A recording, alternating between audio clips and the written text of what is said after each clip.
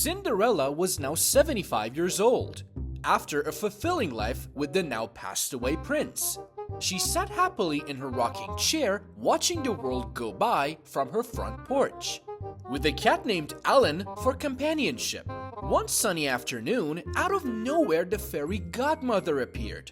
"Cinderella," said the fairy godmother, "what are you doing here after all these years?"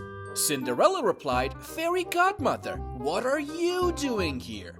The fairy godmother smiled and said, "Well, Cinderella, as you have lived a good and wholesome life since we last met, I have decided to grant you 3 wishes. Is there anything for which your heart still wants?" Cinderella was overjoyed, and after some thoughtful consideration, she quietly uttered her first wish. "I wish I was wealthy beyond comprehension." So instantly, her rocking chair turned into solid gold. Cinderella was stunned, but Alan, her old cat, jumped off her lap quivering with fear. "Oh, thank you, fairy godmother," Cinderella exclaimed. The fairy godmother replied, "It's the least I can do. What does your heart desire for your second wish?" So Cinderella looked down at her frail body and said, "I wish I were young and full of beauty and youth again." At once, her wish became reality.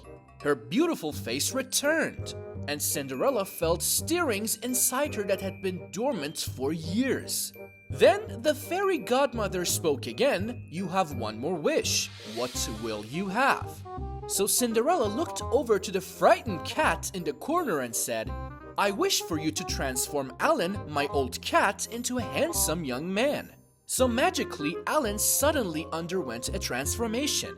When it was complete, he turned into a very handsome man. The fairy godmother smiled and said, "Congratulations, Cinderella, enjoy your new life." And with a blazing shock of bright blue electricity, she was gone. For a few moments, Alan and Cinderella gazed into each other's eyes. Cinderella sat breathless because Alan became the most handsome boy she had ever seen. So Alan walked over to Cinderella, who was still seated in her rocking chair, and held her close in his strong, youthful arms. He leaned in close to her ear, whispering softly, his warm breath blowing through her golden hair, and said, "I bet you regret having me nurtured now, don't you?"